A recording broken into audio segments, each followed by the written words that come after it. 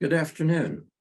I'm Victor Schaffner, Director of Communications and Advocacy with the University of Delaware's Center for Disability Studies, and it is my pleasure to welcome you to today's Lunchtime Learning Zoom webinar, Open to All, Adaptive Gaming and You.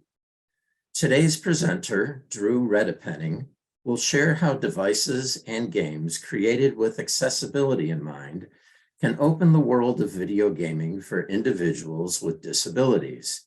He will provide a review of adaptive equipment, accessible games, and potential funding. After Drew's presentation, there should be time to answer several of your questions. If you wish to submit a question, you can do so in Zoom's chat field by typing or by using speech-to-text dictation. Another member of the CDS team, Tabitha Grow, will then pose some questions in the time we have remaining to Drew. Today's event is being live captioned.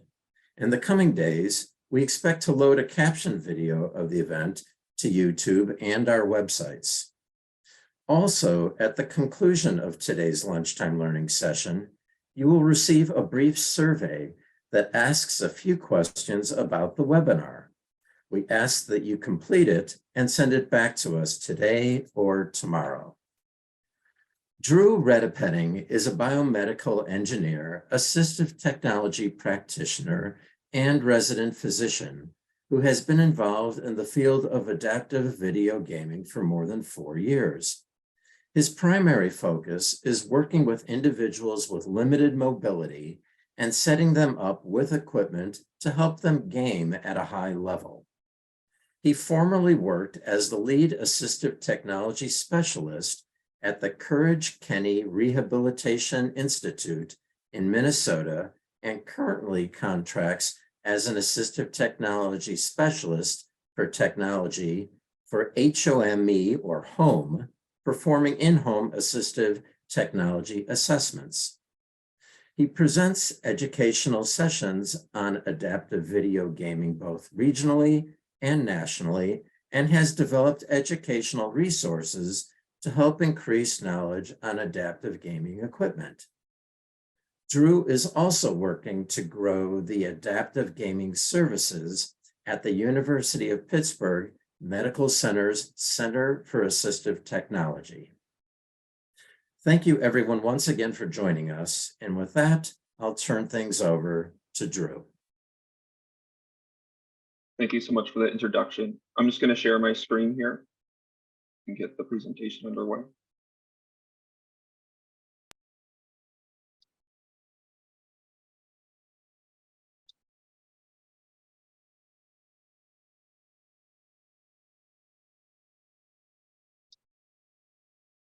So this presentation is entitled Adaptive Gaming and You, where I'm going to provide an overview of what adaptive video gaming is, talk about some of the primary adaptive controllers that are currently being used, how to set someone up with adaptive gaming equipment, and then talk briefly about some of the funding options for adaptive video gaming. So you already heard a little bit about my background. I'm a medical doctor, biomedical engineer, and assistive technology practitioner.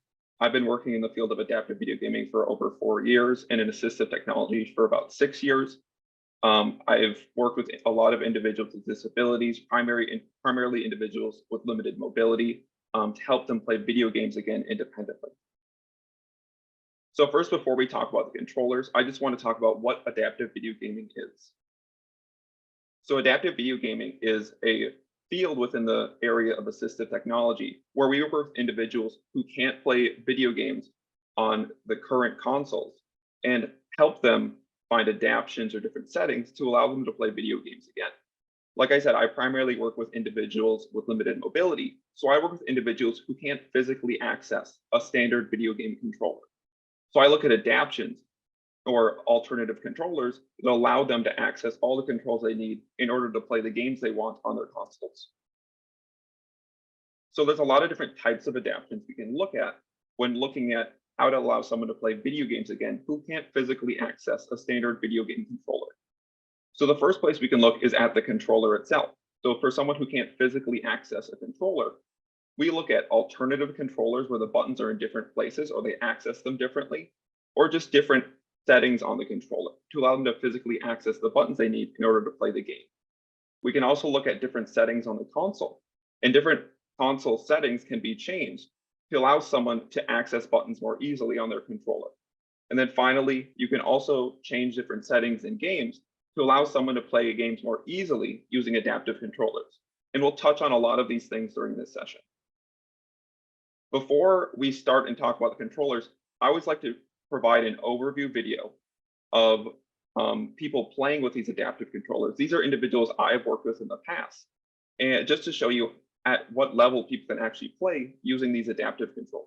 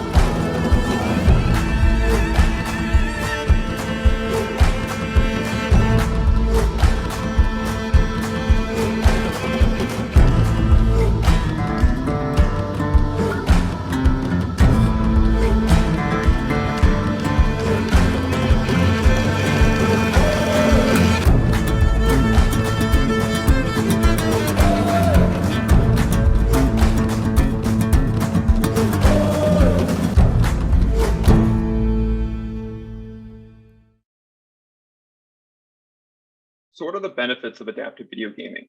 So by far, the biggest benefit I see are the social benefits people get from gaming. The unique thing about video gaming is that it allows someone with and without a disability to play in the same environment on the same setting. So individuals with and without disabilities can play together, and they get those social interactions that they might not get elsewhere through other activities such as adaptive sports. There's also a really strong online community with gaming, so you can play with people online and build social interactions that way. There's also a lot of functional benefits of adaptive gaming, and this is what I want people to keep in mind throughout this presentation. So one of the individuals you saw in the previous video, he actually just graduated with his bachelor's degree last year and used his adaptive video gaming equipment to complete all his schoolwork to complete his bachelor's degree.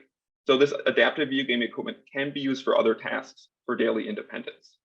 And overall, adaptive video gaming improves quality of life through increased social interaction, participation, independence, and overall enjoyment.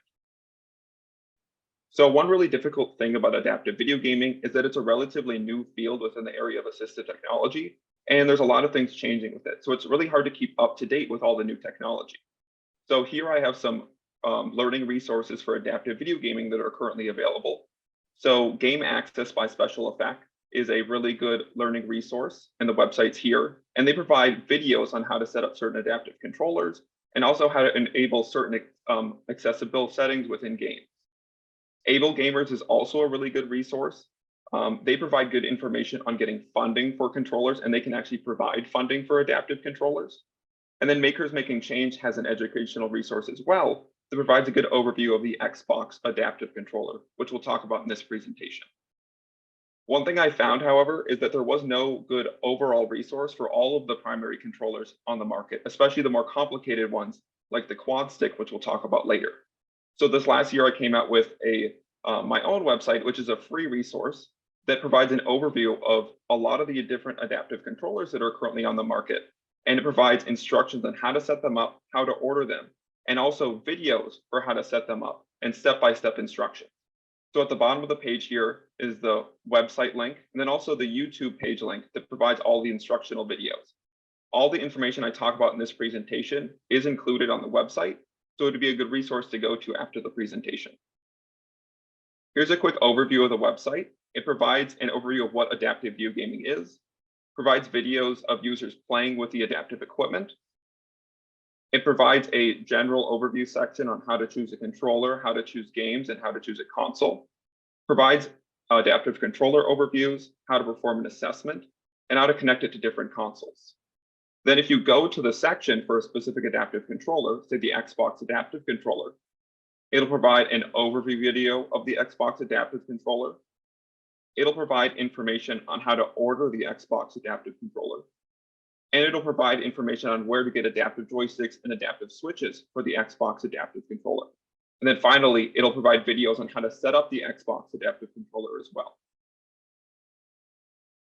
So now that we talked about why adaptive video gaming is important, now I want to talk about the gaming assessment and the things I think about when I first work with someone on adaptive video gaming.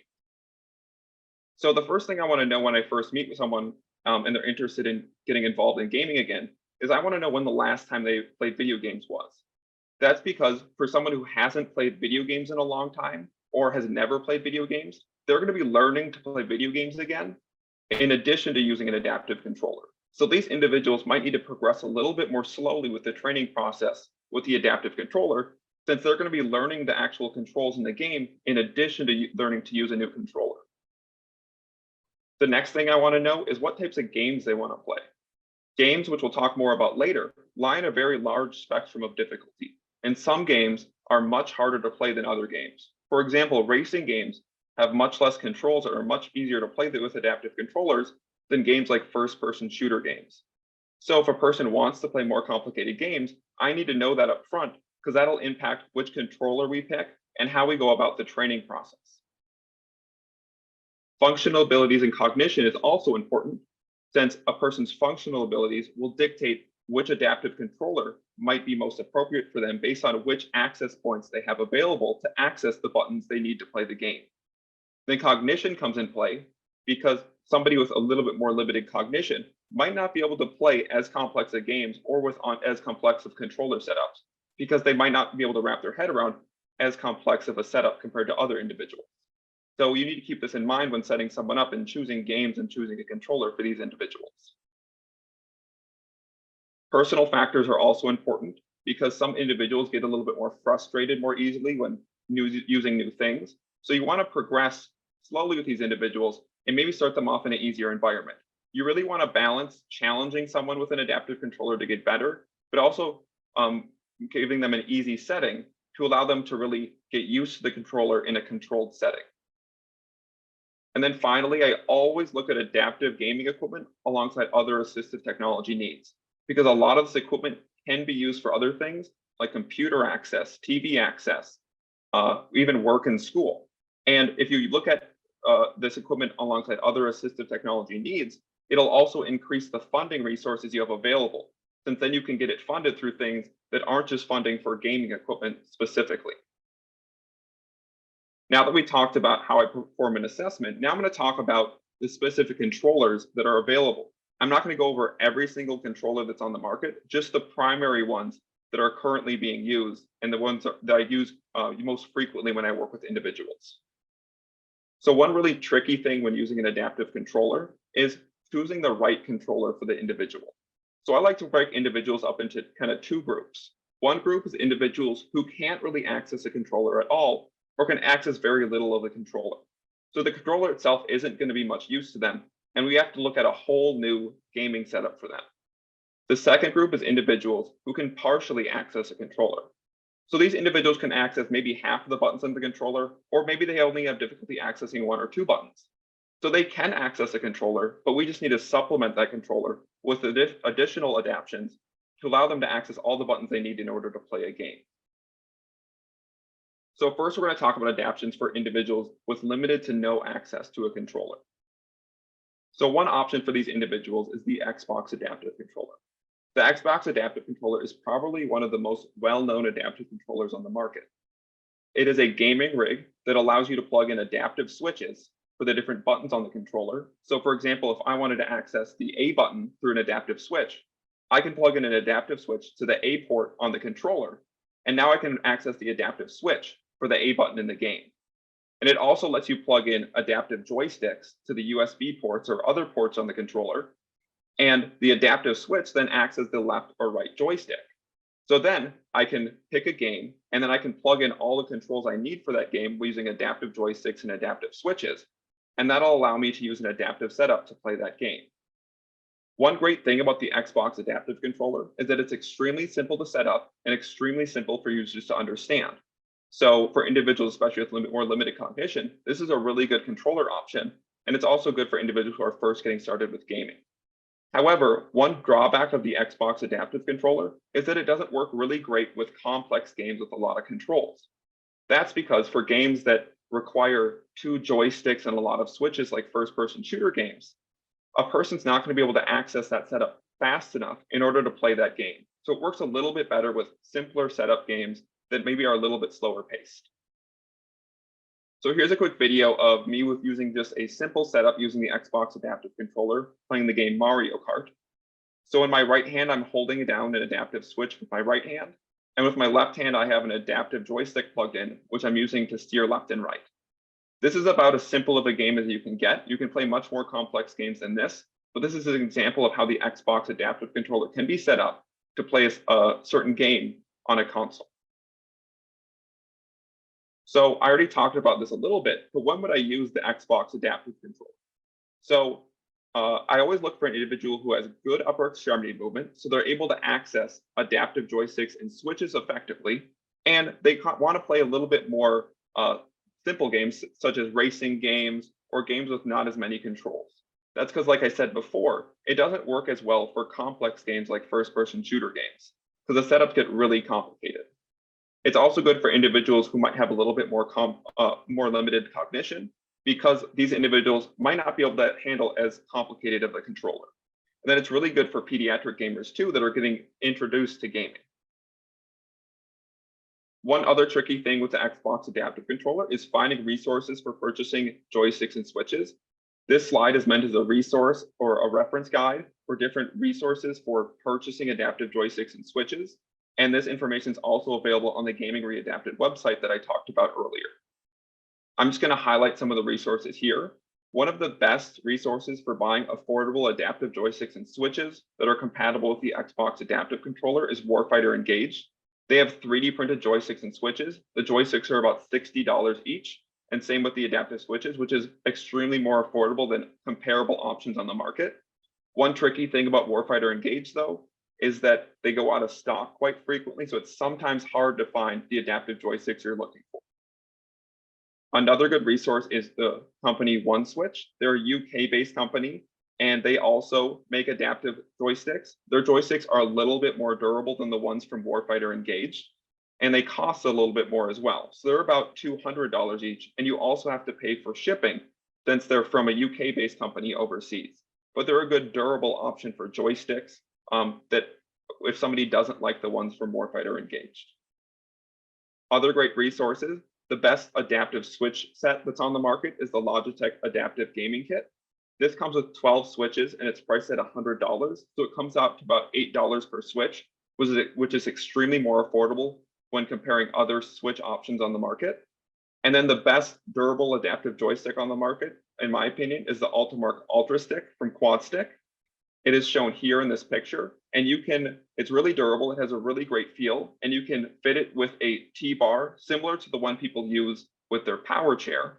So if they use this controller with their power chair, it's a really good option because it'll be very familiar to them with what they use it on their power chair. For setting up the Xbox Adaptive Controller, there's a lot of different ways to do it. Typically what I do is I Velcro the adaptive joysticks and adaptive switches to a lap tray as shown in this picture. And I set it on, and then the person can set it on their lap when they want to play.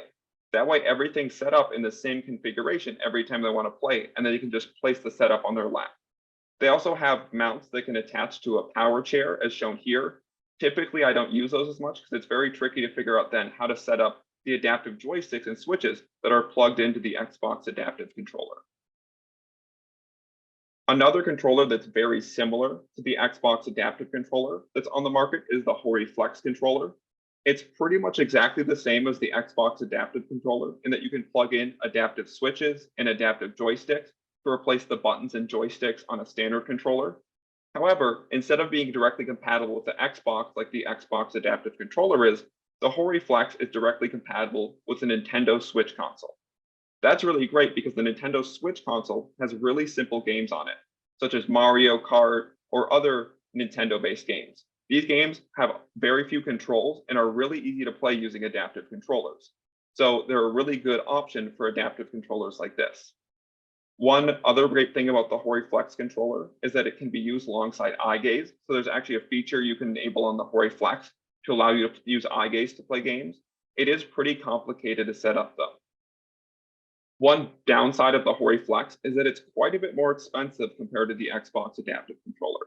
So it runs about $250 for the Hori Flex compared to the Xbox Adaptive Controller, which is around $100. So when would I use the Hori Flex controller? So I typically don't use the Hori Flex controller right now that frequently. That's because the Xbox Adaptive Controller actually can be made to work with the Nintendo Switch console using something called an adapter, which tricks your Nintendo Switch into thinking the Xbox Adaptive Controller is a Nintendo Switch controller. We'll talk more about adapters later in the presentation, but because the Xbox Adaptive Controller can be used on the Nintendo Switch already, and it's much cheaper, I typically don't go for the Hori Flex because of the price point difference. The only really indication I find for the Hori Flex is when somebody needs the eye gaze feature, which isn't quite as frequent. If you are going to use the Hori Flex controller, here's a list of some of the resources for getting adaptive joysticks and switches. The compatibility with adaptive joysticks and switches is very similar to that of the Xbox Adaptive Controller, so a lot of those resources will work as well. Now we're going to switch gears a little bit here and talk about a completely different type of adaptive controller for someone who can't access a controller at all, which is one of my favorite controllers on the market, and is the Quad Stick Adaptive Controller. The Quad Stick is a head-controlled sip and puff video game controller that the user can completely play video games just using their mouth. It has 4 components on it. It has a joystick that the user can move using mouth or neck movements. It has 3 sip and puff bowls that the user can sip and blow into in different combinations for different controls in the game. It has a switch that the user can hit with their lower lip for an additional control. Then it also has a side tube that the user can sip and blow into to switch between different gaming configurations for different games. The other great thing about the Quad Stick is that it can be used for other things like computer access, TV access, and even phone access. So you can get funding for this device through other means if somebody uses it for other applications. The Quad Stick can be customized quite readily, so you can customize pretty much anything on the Quad Stick. So it can really be customized for any specific game a user is playing. It is a little bit more expensive than the previous controllers that we talked about. So the Quad Stick is about $550, and it is about $700 when you include the mount, which is quite a bit more expensive than the Xbox Adaptive Controller alone. But if you take into account the adaptive joysticks and adaptive switches you have to purchase with the Xbox Adaptive Controller, the price point actually comes out to be not that much different. So one thing, like I said, the Quad Stick allows you to customize a lot of things into it. And because it's so customizable, there isn't really any limit on what types of games you can play using the Quad Stick. So here's a video of someone playing a pretty complex game using the Quad Stick Adaptive Controller. So this game is God of War, and this is one of the faster paced games that's on the market right now. And this user, he is quite experienced with the Quad Stick, so this isn't the initial skill level you'll get right away, but a person can really build up to this type of skill level using the Quad Stick because it's such a versatile and customizable controller. So when would I use the Quad Stick versus some of the other adaptive controllers that we were talking about?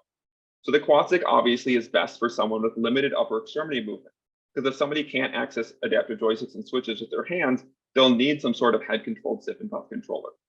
You don't really need a lot of good head movement with the Quad Stick because you can adjust the sensitivity of the joystick to be very low, so somebody could just move the joystick just using mouth movement. You also don't need excellent respiratory function either, as the sip and puff sensitivity can be controlled as well. So the threshold for blowing or sipping for the different controls can be lowered to such a low level that even someone on a vent can access the sip and puff on the Quad Stick effectively. It's also a better option, in my opinion, in cases where someone might have some upper extremity movement, and might be able to access adaptive joysticks and switches, but they want to play more complex video games. Because like I said, the quad stick works a lot better for complex video games compared to other adaptive controllers like the Xbox adaptive controller or the Hori Flex. One thing about the quad stick is that there's a greater initial learning curve with it because it's such a complex controller. So for someone with limited cognition, this might not be the best option for them. But for someone with good cognition, they're because it's such a versatile controller, they're going to have a greater initial learning curve, but their potential to be a competitive gamer and play the games they want to play is essentially limitless with this controller because it's so customizable. So this slide is just for reference. So this is just the specifications I use when ordering the quad stick. The only thing I want to highlight on this slide is that if you go on the quad stick's website, it will most likely say that it's sold out most of the time.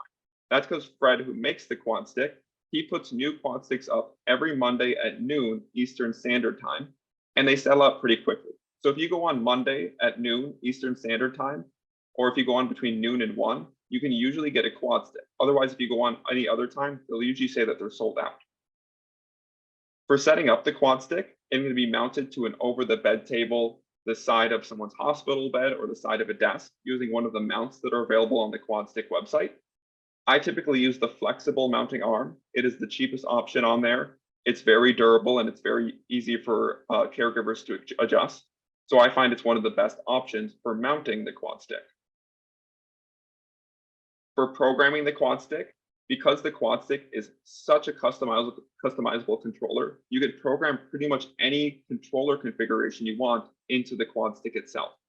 So any button on the controller can be programmed to be any input on the quad stick. Multiple buttons or sequences of buttons can be programmed to a single sip and puff on the quad stick. The behavior of the buttons can be changed to make the gameplay easier for the user. And a lot of the settings, like the joystick sensitivity, sip and puff sensitivity, can be also adjusted for the user. One tricky thing, though, is because the quad stick is so customizable, it is one of the more complicated adaptive controllers to set up for individuals. However, on the Gaming Readapted website, I came out with a few learning videos on an introduction on how to program the quad stick. And it really breaks it down very simply in a step-by-step manner on how to program this more complicated controller. And this is a great reference guide to the quad stick user manual, which is really comprehensive, but it can be a little overwhelming to start at first. So if you want to get an introduction to how to program the quad stick, I would encourage you to go to the Gaming Readapted YouTube page and find the quad stick programming videos. Another great thing about the quad stick is that you can use additional components alongside of the sip and puff on the quad stick. So the quad stick actually has areas in the back of it where you can plug in adaptive switches, adaptive joysticks, and even standard video game controllers. So the user can actually use adaptive switches and joysticks alongside of the sip and puff on the quad stick. So this is really great for someone who also has some good upper extremity movement and might be able to access adaptive joysticks and switches so they can add to what they're getting out of the sip and puff on the quad stick. So here's a quick video of someone using adaptive switches with the quad stick. It's a little bit hard to see, but in each of their hands, both their left and their right hand, they have little microlight switches which are plugged into the back of the quad stick. And they're using these controls in addition to the sip and puff on the quad stick to play their games.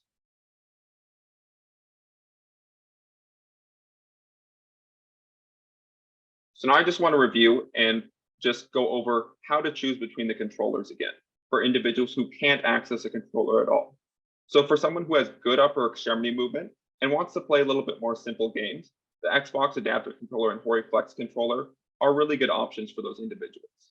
For someone who has good upper extremity movement and they want to play a little bit more complex games, then you have to kind of make a decision. And sometimes the quad stick might be the better option for these individuals over the Xbox Adaptive Controller because it works a little bit better for more complicated games.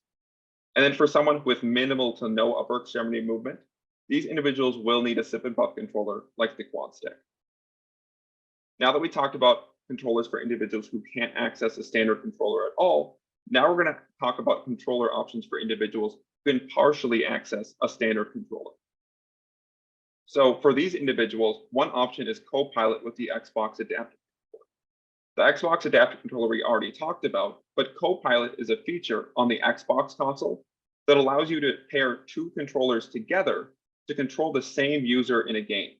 So a user can pair their standard controller with the Xbox Adaptive Controller and use these two controllers together to completely play the game they want to play. So for someone who can only access part of the buttons on the standard controller, we can plug in the adaptive switches and joysticks they need that they can't access on the standard controller into the Xbox Adaptive Controller. And these can be mounted in an area where they can access them. And then using the Copilot feature, they can use these two controllers together to access all the controls they need in order to play a game. Another way that the Copilot can be used is for someone who can't access all the controls on a standard controller. One user can be set up with the Xbox Adaptive Controller. Then you can have a caregiver, parent, or friend set up with the standard controller, and both of them can work together and play together to control the same user in the game to access all the controls. One really good user to watch who is on Twitch, which is a channel where you can watch videos of people playing video games, is Mike the Quad. He has a really good video showing him with his Copilot setup with the Xbox Adaptive Controller, and he plays fairly complicated games using Copilot and the Xbox Adaptive Controller. So after the presentation, I would encourage you to watch that video of him because that shows a really good overview of how Copilot can be used for more complicated video games. Another good option for someone who can only partially access a standard controller is the one-handed controllers and the lightweight controller from Evil Controllers. So they have those two different adaptive controllers that they allow for purchase on their website. The first one through Evil Controllers is the one-handed controller. This is for individuals who can only access a controller with one hand. So for someone who can only access a controller with their right hand, they set up a controller so there's 3 buttons, 1 in the front and 2 in the back, set up on the right side of the controller at the bottom. So now they can access 3 of the buttons that are present on the left side of the controller using their right hand. And then an external joystick is connected from the left side of the controller, which replaces the left joystick. And this can be mounted underneath their right elbow, underneath the controller, or to another part of their body. So then the user can access the left joystick using a different part of their body. So now they can access all the controls they need using one side of their body if they can't access the controls on the other side of their body. The other controller that they make is the lightweight controller. The lightweight controller is a controller which they remove the motors out of the controller, so it significantly reduces the weight of the controller. They also reduce the force needed to activate each of the buttons on the controller. So this controller is a really good option for someone who fatigues really easily when playing or can't generate enough force to activate the buttons. So this would be someone with, say, Duchenne's muscular dystrophy or spinal muscular atrophy. And they can also add additional buttons to the back of the controller that can be remapped to any other control that's present elsewhere on the controller. So for example, if someone can't access the trigger buttons on the controller, buttons can be added to the back of the controller, and these can replace the trigger buttons that are present on the top of the controller. Now the user can access the buttons on the back of the controller instead of having to get their fingers up to access the trigger buttons. Another newer controller that just came out that's a really good option for one-handed gamers is the Azeron Cyro controller. Azeron Cyro controller has 3 different components on it. One is a mouse pad, so the user moves the controller around on a surface, and this moves the mouse or the right joystick on the controller. And then the thumbstick here, which is controlled with their thumb, can access the left joystick or the movement of their player in a game. And then these keyboard keys can be programmed to be any other button that's present on the controller. So then the user can use this controller to access all the controls they need just using a single hand. And I like this controller much better than the one-handed controller from Evil Controllers. Here's a quick video of me using the controller playing Fortnite. As you can see here, I'm using the joystick with my thumb to move my player, and then using the buttons to activate the different buttons in the game. And then I'm sliding the device on a surface to move the camera of my player when playing the game. Another newer controller that just came out is the 8BitDo lightweight controller. So this controller by 8BitDo is extremely low weight, and it also has very small buttons that are located very close together. So it's really good for someone who has very limited range of motion or who can't access enough force to activate the buttons on a controller. Another adaptive controller that's coming very soon is the PS5 adaptive controller called Project Leonardo. It has built-in buttons and a built-in joystick on the controller, and the user can access these buttons to activate all the controls they need to play a game. You can remap the buttons on the controller and switch out the joystick, and you can also plug in additional joysticks and buttons on the controller itself. Other controllers and adaptions that are currently available. So some simple adaptions, you can get controller grips for controllers. So for someone who can't grip their controller effectively, you can get a controller grip. You can get thumbstick grips and extenders for somebody who has difficulty with the thumbsticks. You can get remappable paddles added to the back of the controller. They can be remapped to any other button that's present on the face of the controller. And then you can also remap buttons on the console itself. So using a standard controller, you can actually remap where the buttons are and which button corresponds to which button in the game. So for example, if somebody has difficulty accessing the A button on the controller, but can access the Y button, but they don't need the Y button to play, you can remap so the A button and Y button are switched places on the controller. And this can be done in the settings section of most consoles. Another option is arcade-style joysticks. These are all-in-one devices that have large arcade-style buttons and large arcade-style joysticks, and the user can access these larger access points to play the games that they want to play. One drawback of these is that the buttons can't be removed or modified, so this system would have to work out of the box for someone. So I typically don't use these quite as frequently. I prefer things like the Xbox adaptive controller, where I can move buttons around and really customize the setup for that individual. Then eye gaze is also another option for individuals. I consider it a last resort option. It is very complicated to set up for video games, but it is something that is available. Like I said before, the Hori Flex can be used alongside eye gaze, and the Project Iris is also another program that you can use eye gaze to play video games. A really good resource for someone who has an existing eye gaze device and wants to play video games is Eye Gaze Games by Special Effects. These are games that are available on a website that are specifically made to work with an existing eye gaze device. It doesn't work with console games, just the games that are present on the eye gaze website. But this is a really good option for someone who wants to play very simple games using their eye gaze device. Now that we talked about all the adaptive controllers or all the primary adaptive controllers that are currently available, now we're going to talk about how to set up the controller on a console, then how to optimize the setup for a specific user.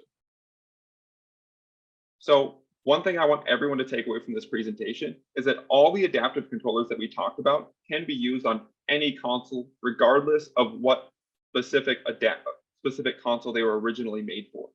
That's because you can use something called an adapter, and an adapter will trick whatever console that you have into thinking the controller you're using is for that specific console. So for example, if I have the Xbox adaptive controller and I want to play on the Nintendo Switch, it's not natively compatible with the Nintendo Switch console, but I can get an adapter, which I can plug into my Xbox and then plug into my Nintendo Switch, which will trick my Nintendo Switch into thinking my Xbox adaptive controller is a Nintendo Switch controller. And I can get different adapters for every single adaptive controller on every single console. However, one difficult thing can be figuring out which adapter to use with which console, and depending on which adaptive controller that you have. So one resource that I came out with on my Gaming Readaptive website is the Controller Connect tool. And this will allow you to identify which adapter to purchase and also provide you with directions on how to set up your adaptive controller on your console using that adapter. So to use the resource, you can go to the Controller Connect tool on the Gaming Readaptive website.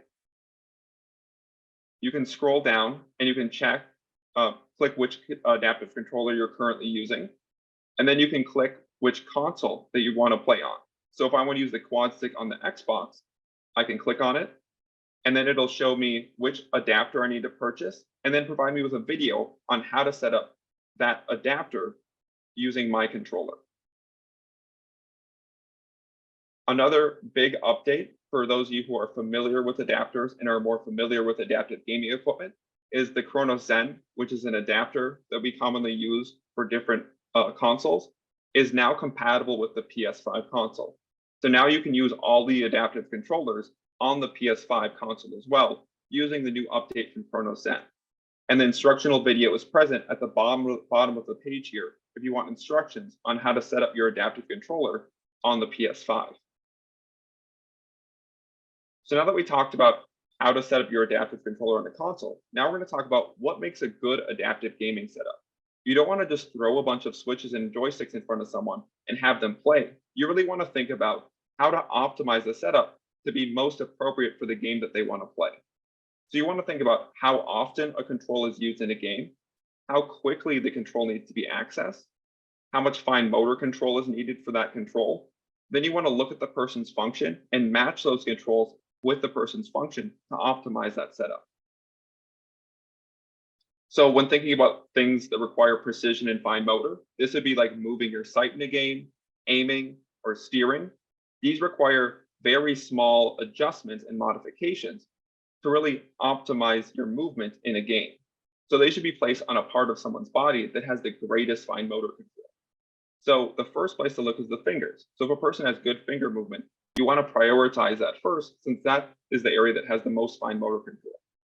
Then you want to either look at the mouth or a hand control joystick if they have good wrist movement. The wrist has a lot of small muscle groups in it as well, so it has a lot of fine motor control. Then the mouth also actually has a lot of fine motor control too. So we have a lot of small muscle groups in our mouth that we typically use for facial expression, but they give us a lot of fine motor control if a joystick's placed there as well. One common mistake I see is that I see people who don't have good wrist movement and they're set up with hand controlled joysticks. This isn't going to be a good option for controls requiring a lot of fine motor, because if you don't have good wrist movement, you're going to be using the larger muscles in your upper arm to control that joystick. And that's going to be very fatiguing and not provide enough fine motor control to actually activate that control effectively in the game. Then you want to look at controls requiring speed and frequency of access. So these are controls that a person needs to access very fast in order to complete a game effectively. So these would be things like attacking, shooting, dodging, jumping, and sprinting. So these controls should be prioritized first because they are the most important when you're playing video games. So you want to make sure you place them in a location that are really easy for the person to access and are the least fatiguing for a user, since they're going to be accessing them a lot when they're playing a game. Then you should prioritize these first when making the setup, and then worry about the slower to access controls later. One really difficult thing is trying to find the controls for specific games. So I work with a lot of individuals who play games I don't currently play, so I don't know the controls for these games. So I usually have to look them up when I'm working with someone so I can kind of get a picture of what the controls that person needs to play that game effectively. One trick I use for this is I use Google Images. So if, let's say, somebody wants to play Battlefront 2, I can go to Google Images and I can click and I can search Battlefront 2 PS4 controls. And it'll usually show me a picture like this in Google Images, which is a controller layout that labels all of the controls the person needs to play and labels them for the specific buttons on the controller. So then I can use this as a template for which controls they need to play that specific game. Another resource is a website called Game Pressure, and this allows you to search the controls of specific games for different consoles as well. Now we're going to talk about the game selection process. So this is very important as well. Why is choosing the right game important when starting with an adaptive controller? So some games are a lot easier to play than others, and some work a lot better with adaptive controllers than others, especially when someone's starting to learn with a new adaptive controller. Some games have fewer controls, they don't require as much speed, and they have much less complicated gameplay.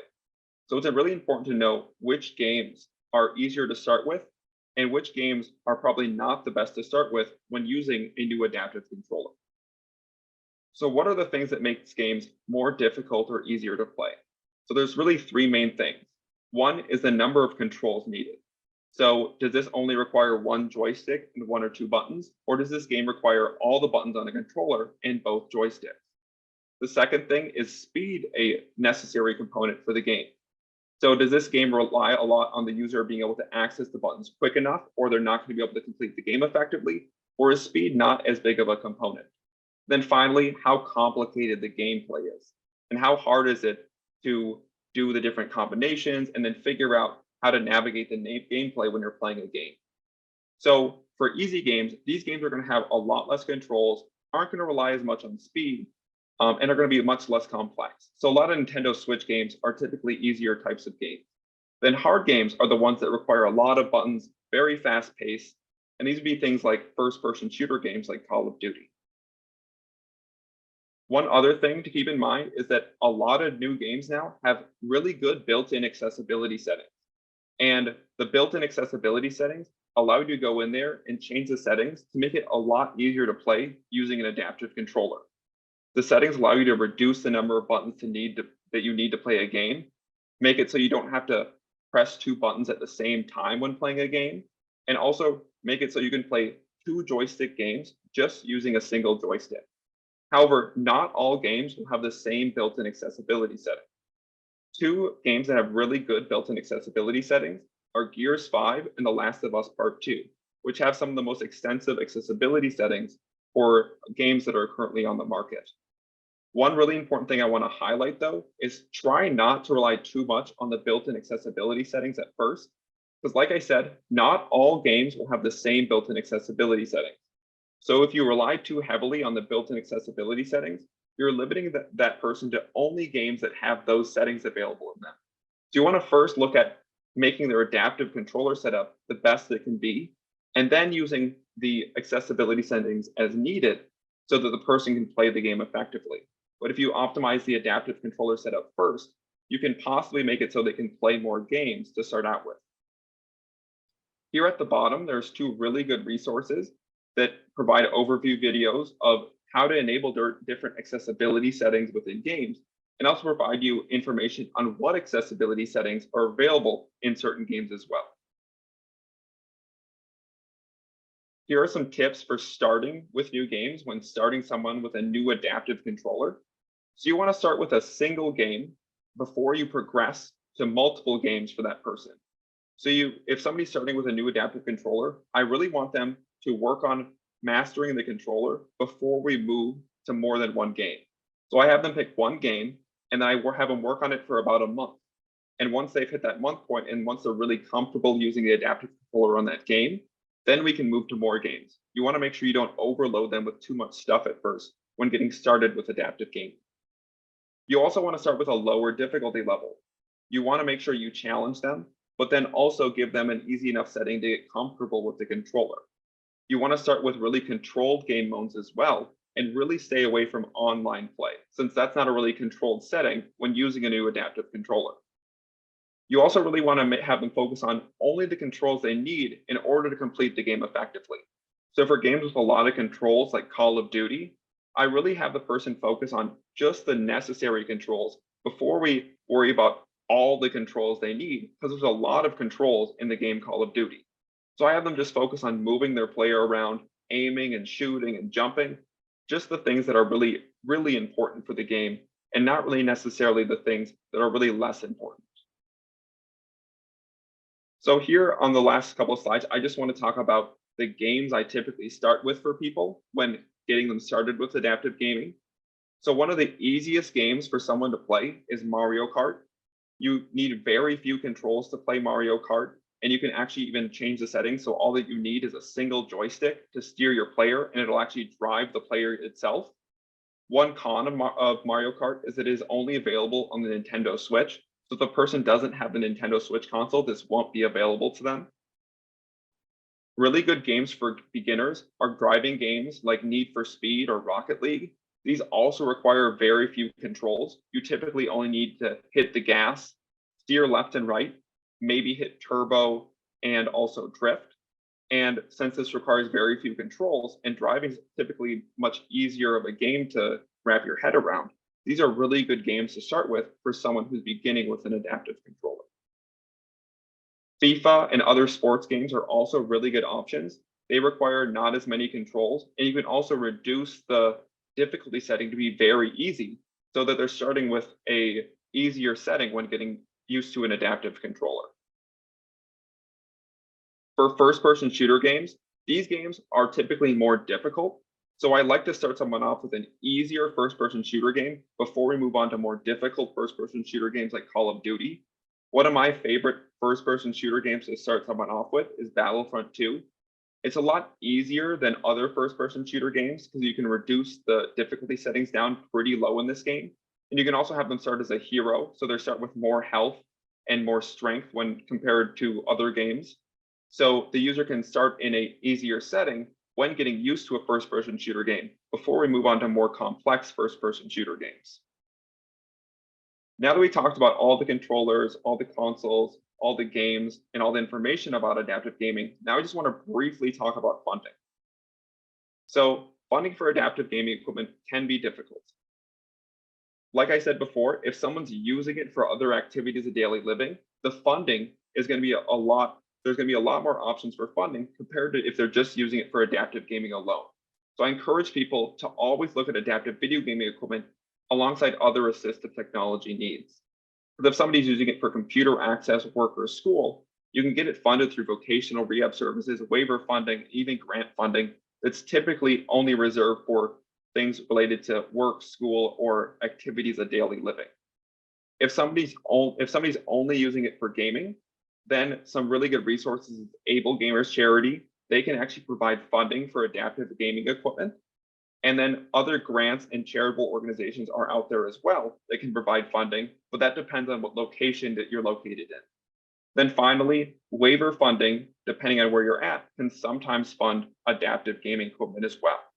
One caveat to all this is that these funding resources are typically only good for the adaptions or the adaptive controllers you're using, not for the consoles and not for the games. It's typically trickier to get consoles and games funded, and the person will most likely have to pay out of pocket for these, whereas the adaptive controllers are going to be the things that are typically funded through these different funding sources. So now I'm going to open up to questions. In the lower left corner, you'll see the link to the Gaming Readapted website that I referenced during this presentation. That has a lot of the information that I talked about here, in addition to more information. And then the YouTube page too, that has a lot of instructional videos and overview videos of the adaptive controllers that I talked about during this presentation. Then my email is present in the middle if somebody wants to email me later in the future about adaptive video gaming.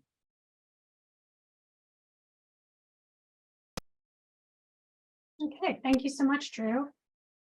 We have, I just want to encourage everyone, if you have questions, please put them in the chat. And we do have one question. What can be done to attract older or elderly individuals to adaptive gaming? I think that depends on what situation you're in. One thing I found was really helpful, and I think a reason that a lot of older individuals want to game is because they want to game with their kids or they want to game with other family members. So it's kind of like a bonding activity. So if you can get their family members over, there was one individual I was working with, he was probably about 65 or older, and all that he wanted to do was be able to play Mario Kart with when his kids came over because they like to play on the Nintendo Switch. So that can be a good way to go about it is if you have family members coming over, you got to use it as a bonding activity. And that's usually older individuals want to socialize. They want to do those things with their family. Okay, great. Another question is, how backwards compatible are the controllers? So I think specifically, maybe the question is about the adapter. So less like across gaming systems, but how far back, how old a model gaming console could the adapters or the adapting controllers be used with? So you can usually find adapters for pretty old console systems. Sometimes with the really, really old ones, it can be kind of hard to find one that's compatible. Like if you're really going really back to like the super old Nintendo systems, there are adapters out there. I haven't used those quite as much with adaptive controllers, but I know there's adapters that are available to them, and they might actually be compatible with some of the adaptive controllers that are on the market. Usually the tricky thing is when a new console comes out, it's usually typically hard to find an adapter right away that's compatible, like the PS5. It took a little bit of time. Usually the older consoles, usually there's no problem using some of the adapters that are out there for these adaptive controllers. Okay, another question is, to your knowledge, are files for 3D printing, the 3D printed adaptive controllers available, or do you need to purchase the item? You had mentioned a couple of them are available from the UK. Yeah, so the ones on Warfighter Engaged, some of them are floating around. One resource that actually has files available for some of the 3D printed joysticks is Makers Making Change. So Makers Making Change is an organization. They do a lot of different adaptations, but they have a specific area specifically for adaptive controllers. And you can go on their site and they have the files available on there if you want to make them yourself. So that's a good resource to go to. You can also buy them and from them, and all that they charge you is the cost for parts, because they just partner with local engineering organizations to send you those adaptive controllers. Okay. Another question is, are there resources that you're aware of for borrowing adaptive controllers before purchasing? So for someone to try out the equipment before purchasing. Yeah, so it really depends on where you're located. So there's different facilities that have adaptive gaming clinics set up, or community resources for adaptive gaming equipment, or AT loaning libraries. I would say adaptive video gaming a little bit newer. Most places now have Xbox adaptive controllers, I would say. Not as many people might have quad sticks, but usually a lot of the loaning libraries in like local loaning libraries for AT equipment do have the Xbox adaptive controller available. The organization Able Gamers also can provide adaptive video gaming equipment to try out before they purchase it for you.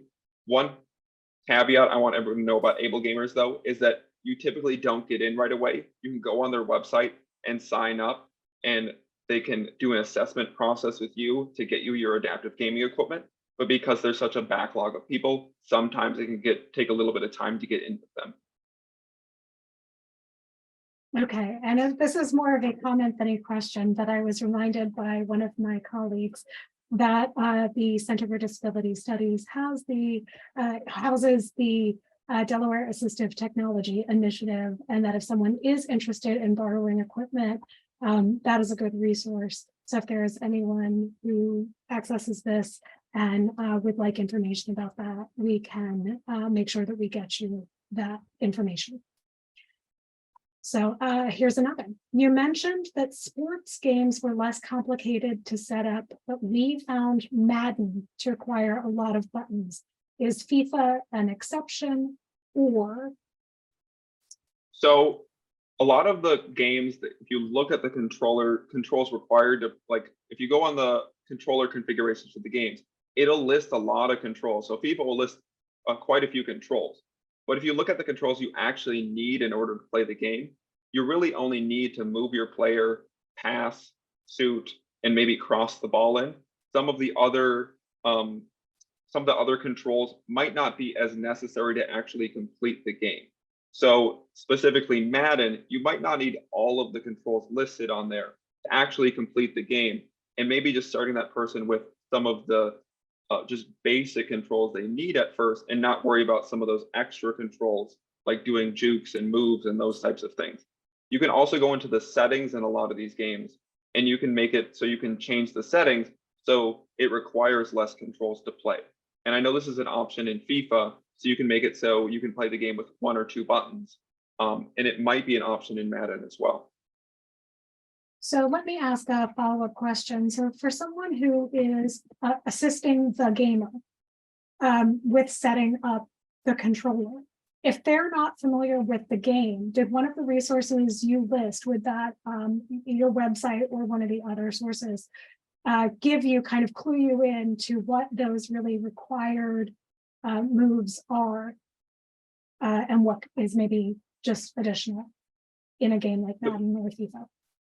Yeah, there isn't a resource right now that specifically goes over what things are necessarily required in a game. There are some of those resources that I mentioned that provide which accessibility features are available. So that'll allow you to know which ones allow you to reduce the buttons that you need in order to play a game. I would say to know which games are really necessary, sometimes I rely a little bit on the person telling me, what do you actually need in order to play this game right now? Or if you just want to try the game out yourself and kind of just get a feel for it. Sometimes I do that as well when I'm working with someone and just kind of run through the game on the controller just to see what they need right now to play. And then we can worry about some of those extra controls later. Okay, and I see that it's 1 o'clock, so I'm going to hand it over to Victor. Okay. I want to thank Drew Redepenning for providing us with an incredibly informative and precise overview of adaptive gaming. I greatly appreciate that, Drew, and also want to thank everyone for joining us today for our lunchtime learning session. Also wish to remind you all that at the conclusion of our event, you will all receive a survey, a brief survey, and we ask that you fill it out, complete it, and return it to us. Thank you once again, and have a pleasant afternoon.